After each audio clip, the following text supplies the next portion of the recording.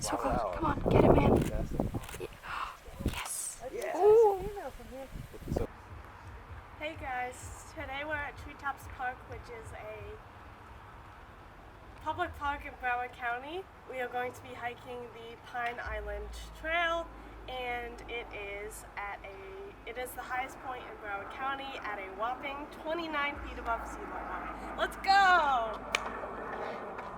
Now, the reason you can tell the difference between a live oak and a laurel oak is as you get closer to it, you can see all that corrugated bark on it. It's a lot of different mosses and plants. That, and in association with the trunk, you can see that the branches kind of come out in like a semi-90-degree angle, whereas the laurel oaks are a little bit more straight up. You can also see that it's got a whole bunch of bromeliads or air plants associated with it. That's also due to that corrugated bark. So one of the things that Treetops is kind of the most famous for is its amount of invasive plants and animals located. For example, this heart-shaped leaf is actually associated with a very similar plant, but this one, because of the veins that you can see coming out from here that all stem from this center out, up, down, over here, we know this is air potato, and it's one of the most invasive plants. You can also see how it gets up there into like this live oak, all the way up in that branch. But you also see it's got a whole bunch of holes in it. Now, what might have caused this? The holes are from a beetle that the Florida government released to specifically target the air potato to stop it from being invasive and control its populations. And you can see here in Treetops, it is working. Yay! You'll see a lot of that throughout the park as we walk, and we'll probably point a lot of it out. I mean, right here you can just see all that air potato all the way up into those trees. But it's mostly been destroyed thanks to the potato beetle. Right here we also have some snake plant, which, despite being sold very frequently at your local Walmart, Home Depot, Lowe's, is also invasive. It is also called mother-in-law's tongue because it is hard to get rid of. It's a good pun. Don't plant it. It's invasive. Find different plants. Better for the environment.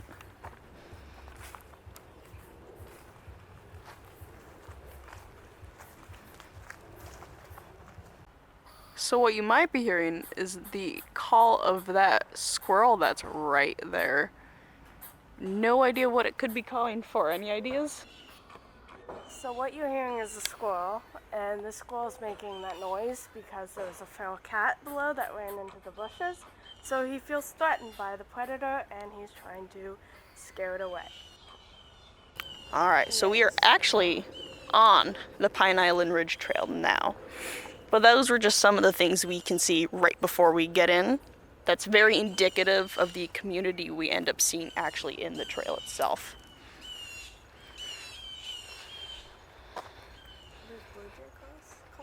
Oh, they could be. We'll see if we can't get a better view of what bird that could be. Well, yep, you can see a bunch of live oaks. You can even see some of those air potatoes right here. You want to hit it, Aaron? This is a cabbage palm. It's a state tree, but it's not actually a tree.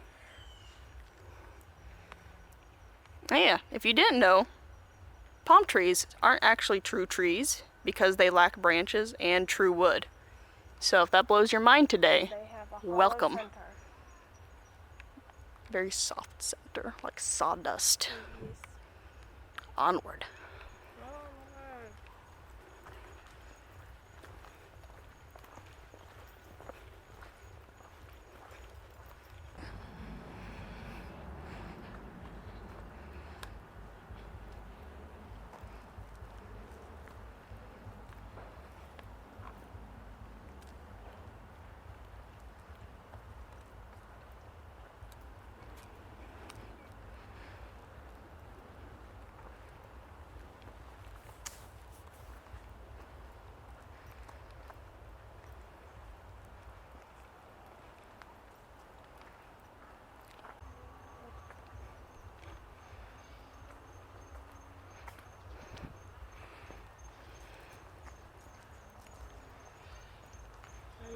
I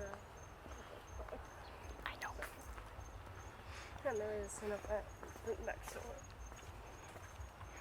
And people will watch the dogs.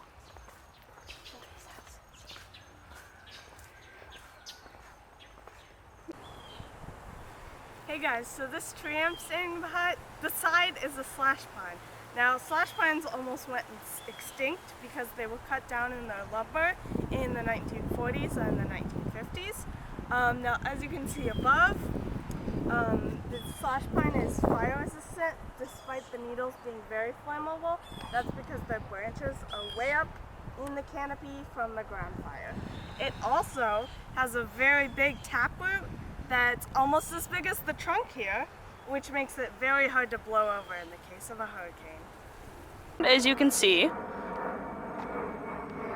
there are a couple of them around here, mixed in with some additional trees.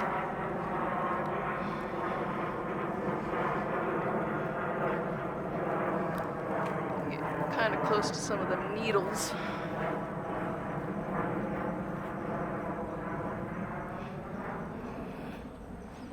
Here's a good one.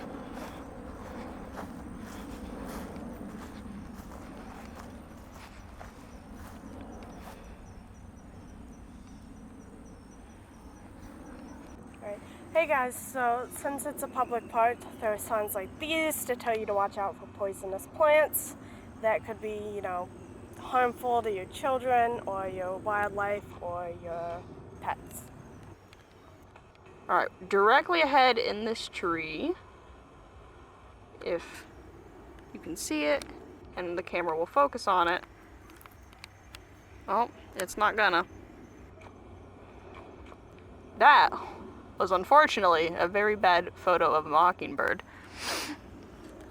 But that's one of the most common birds you'll see around this park. Hard to tell by sound because, as the name implies, they do mock the calls of other birds. Another thing we haven't seen yet, we got some beautyberry.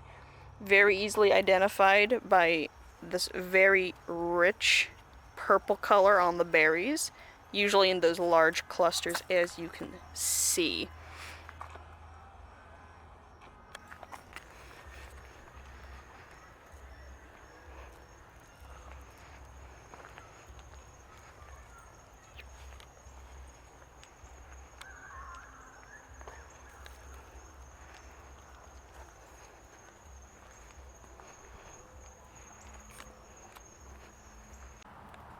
Alright, so we've got Firebush here. Now, in Florida, because there's such a heavy invasive problem, there is actually an exotic and a native Firebush. Now, how do you tell the difference? Well, the exotic Firebush has leaves that are shiny and waxy with a thicker cuticle. And the one we're looking at actually is fitting that description, although maybe you can't see because it's fuzzy. But now, the native ones have fuzzy and duller leaves. Firebush is great for pollinators. It attracts lots of butterflies and bees. So it's great to plant in your yard if you want to see a bunch of butterflies and bees. So right here we're looking at an oyster plant, which happens to be another invasive species. If you see one, pull them out and hang their roots on a tree branch because the roots spread like crazy if they touch the ground. They just grow and spread all over, so if the roots aren't dried out, they don't just die by plucking them out because they are exotic and they spread all over the place. Now, the way you can also tell it's an oyster plant is the underside of their strap-shaped leaves are this like really deep purple. And so if you're ever walking by and you're wondering and you see this kind of coloration where it's green on top, purple underneath, you've got an oyster plant.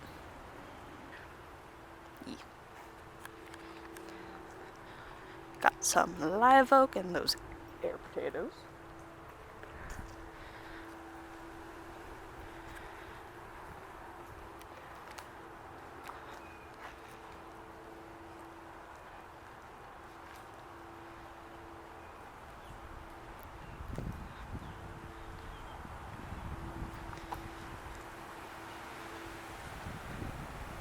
Big live oak over here.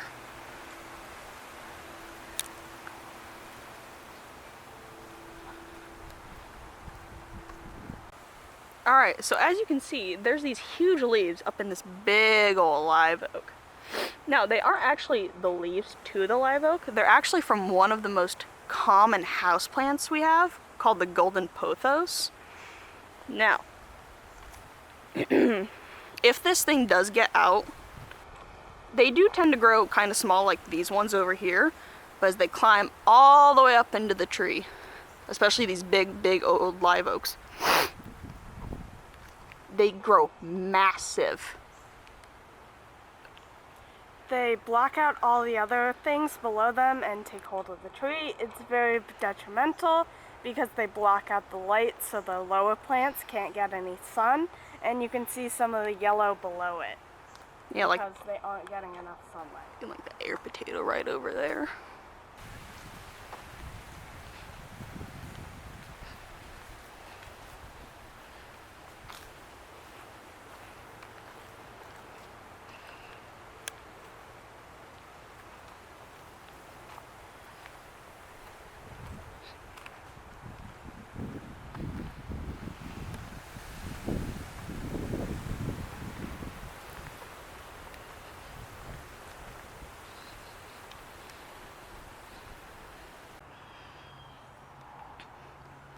So you might be wondering, what's on all these big old live oaks?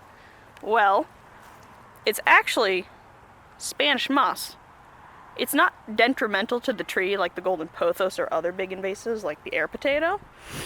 And it's actually kind of got a soft feel to it, kind of like a soft hay.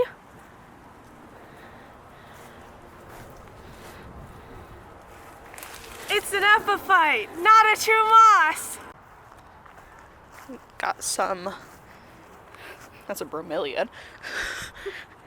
Got some more, oh my lord. Too many.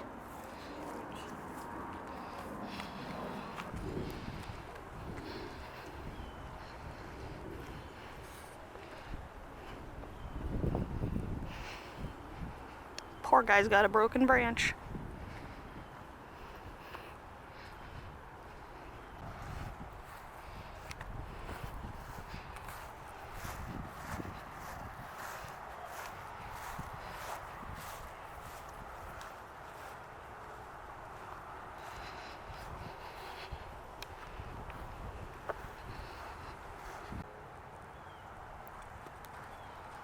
So now, you might be wondering why it's super sandy. Actually, we'll get to that in just a second.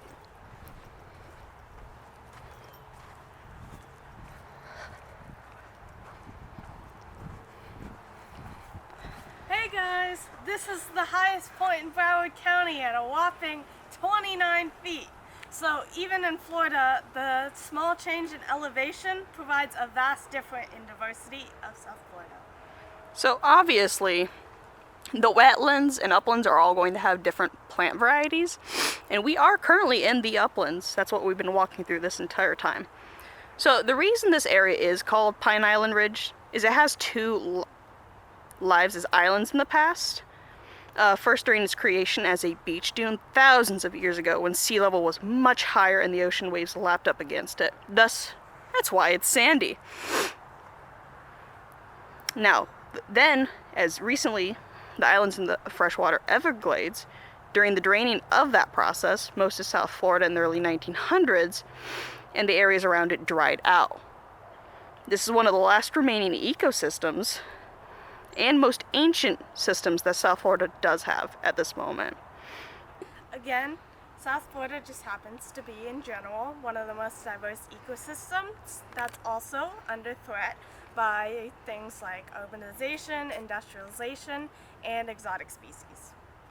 As you can see, this is a good place where it comes all together because we got airplanes, we got houses, we got horses, people roaming around. So that's kind of the end of Pine Island Ridge. It's a very short walk, although this video might not suggest that, but it's, if you walk at a decent pace, it's kind of like a 5 to 10 minute walk from the start to the end and then back. So it's very doable, very easy, very local, easy to get in. But yeah, so that's all. We're gonna head back, and if we do happen to see anything interesting on the way back, we'll definitely take a photo or a video of it if we get the chance to. Alright, well, we are out of Pine Island Ridge Trail. And again, it's really short, very doable. Took us like less than 5 minutes to get back from where we had just ended. Thanks for joining us. Thanks for watching. If you got any questions, let us know in the comments.